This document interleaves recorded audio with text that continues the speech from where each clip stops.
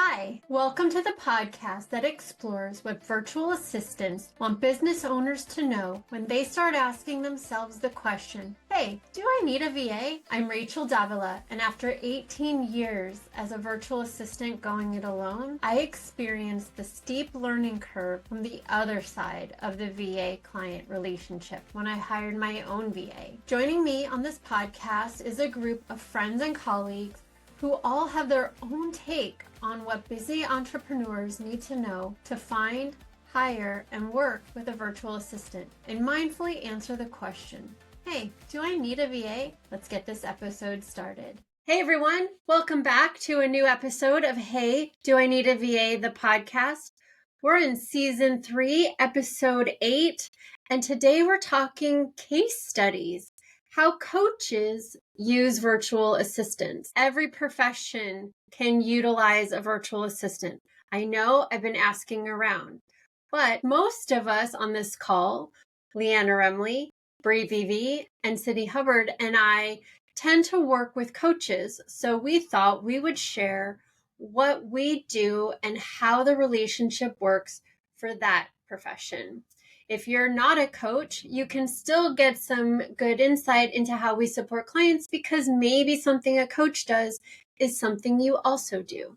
So let's just jump right in. Maybe we should kind of define what a coach is, because if you're listening to this, you may not be a coach or think you're a coach, and therefore have no idea what we're talking about when we say we work with coaches.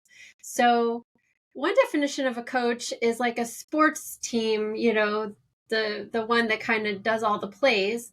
But in my experience, coaches tend to work one-on-one with clients.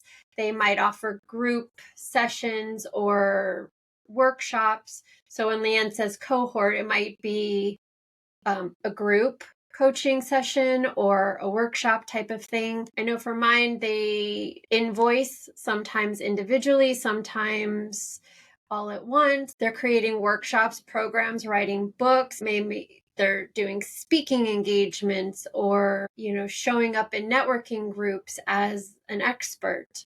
So coaches really run the gamut from life coaches to business coaches and really like all points in between. I mean, health and wellness, leadership development. You guys probably have more, but it really does run the gamut of anything. But most coaches tend to either work one-on-one with their clients or do like some kind of group thing. So I know for me, that shows up as invoicing, scheduling, event planning and management, newsletters, being a center point of contact for their clients when they have questions and can't reach the coach. Sometimes even being in the meetings just to facilitate technology.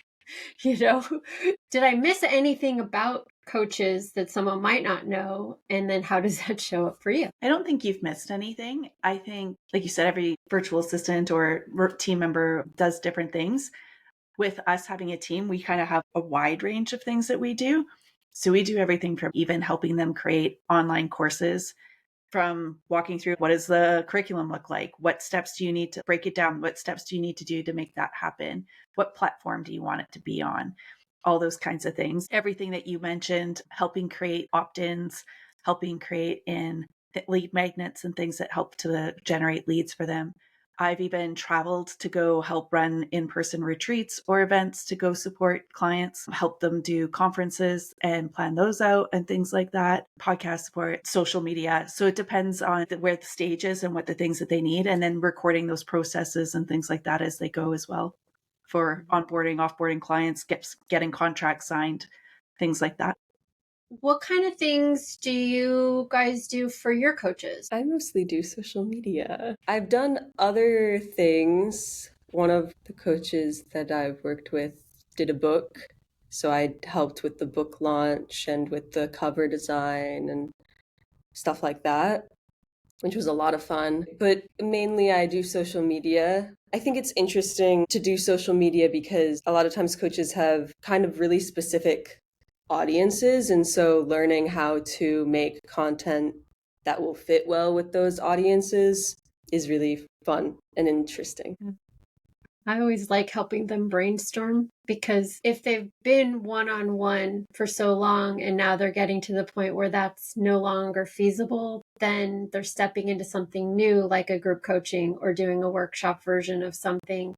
And so they have this brilliant idea of what's next and no idea how to bring it to fruition. So stepping in to be the how-to person for their vision, that's my favorite part, because they're like, I know I want to do this. I've seen it done. People do it all the time. How do I do this? For me too, sometimes it shows up as being the cheerleader. Like, you can absolutely do a group version of this, right? You know enough to do a workshop, Yes, of course you can add a podcast. You have enough things to say and talk about and everything. A lot of my work is on the website. So a lot of it is, hey, I have a cohort and here's all the stuff that needs to go into their page on the website. And so there's a lot of that kind of stuff, a lot of emails, a lot of, someone subscribes here and we send them down this funnel and they end up over here at the end. So a lot of my stuff is technology driven and categorizing their clients or their cohorts into groups. Other than that, I've done everything from a book launch. I've done a virtual book launch, which was really entertaining. Got to see some really cool rooms where it's like half is like a video and the other half is the table coming out of the video where other people are sitting. It was kind of cool. So I've done everything from book launches and events to, mailing out their newly launched book, or, just every little thing in between. Anything that the client doesn't, or the coach doesn't have the manpower to do themselves, or the knowledge, or even the want. It's like, I don't want to do this. Here you go. Everything in between. So that way they can coach versus run the business. The back business is mine. Coaching is theirs. VAs help coaches specifically, but really all professions do a lot of these types of things. And as I've been talking to VAs and finding out the different professions that they work in for my book, I was like, oh, we're not that different. It's not that different. So as we go along into our next season of this podcast, we're going to talk more about case studies and how other professions can use virtual assistants. But we wanted to focus this episode on coaches specifically. But if you heard anything in here that resonates with you and your business, use it. Take it. You don't have to be a coach to use your VA this way. The other thing that comes to mind when you're talking about that collaboration and sharing of ideas too is like helping them develop memberships, and memberships and things can look so differently, right? So I really like when it's like, ooh, I really like this part about that membership and this part about this membership and things like that, and kind of consolidating them to make them their own, and coming up with something that might work for their audience, or trying it out and then see how, okay, that's really landing and this isn't. Like, how can we adjust and innovate things and change things up, right? What's something new we can add, or things along those lines. And we sometimes help with finding them places where they can speak, like doing research for them on where's podcasts they could speak on, where's events that they might be interested in, or a conference that might fit in with their niche that they might be a valued speaker at, and things like that. So sometimes that'll be another ask that they help us do, and we create a resource for them to be able to keep going back to. I think my favorite part, I kind of agree with you guys, is, and coaches are awesome at this, they find something they like. They're like, oh, I want to do that in my business. And they're like, here you go, figure it out. And I get to like reverse engineer, like, oh, this looks pretty. And how did they do that? Where'd this come from? And, step it all the way back to the very first step so we can move forward and make their business now look like the pretty business they saw somewhere else. And that's a lot of fun for me because it's a reverse engineering project. Yeah, I know, I'm geeky, sorry. I think a lot of coaches, when they first start with VAs, don't realize that there are VAs out there. Some do this as their job. Some do it and like little side jobs, or know somebody who can. They really can reverse engineer something you like. I mean, it's been done. You know what it looks like. It's a puzzle. It's a completed puzzle. Now they'll find all the pieces for you and put it together. And I think sometimes when I talk to coaches, they don't realize that It's not necessarily a really high-end designer who does all that. It's actually a VA that's done all the work. So it's kind of fun for me to reverse engineer it, but it's also kind of fun to sit there and go, tell me your blue sky ideas. Tell me what, your ultimate dream is, and help them see that their ultimate dream really can happen. That's like my favorite part. Me too. And being along for the journey. Yep. It's like coaching the coaches. I love that part of it. Yeah. Coaching the coaches is fun. Yeah. Anything else? I think in general, coaches are very VA friendly. I think, and like we've said, a lot of fields are VA friendly, but with coaches, there's just so much stuff to do, right? I think kind of like Leanne was saying, there's the coaching aspect, right? That a coach is doing. And then it's like all the other stuff a VA can take, which is really unique and special. What I love too is that like generally when coaches are like whatever their niche is generally something I'm really interested in, whether it's personal development or spiritual or leadership. I'm like, there's always something that I can learn. And I almost feel like I'm one of their ideal clients all the time because I'm like, yeah, I want to learn that. I want to geek out on that.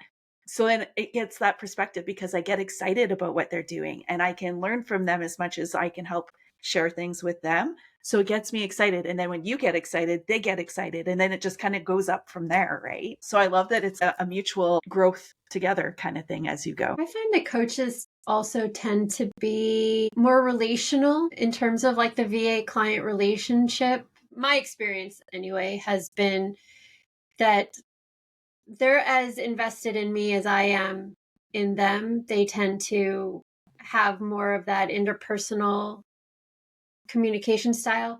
And maybe it's just me finding the right clients for me. And then that's a value that I look for. But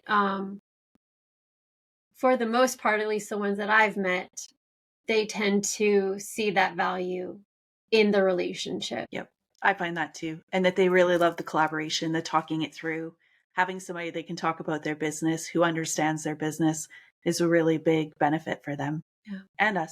Okay, well, that was our first case study on how coaches use virtual assistants.